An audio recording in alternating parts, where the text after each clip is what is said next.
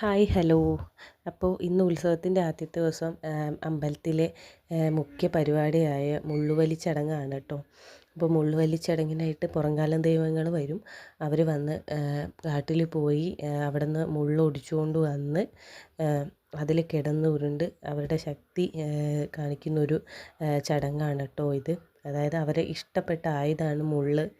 അതവർ കാട്ടിൽ ഏറെ ദൂരം പോയി കൊണ്ടുവന്ന് അതിങ്ങനെ ഉരുണ്ട് അതിലവർ അവരുടെ സന്തോഷം പ്രകടിപ്പിക്കുന്നതാണ് കേട്ടോ ഇത്.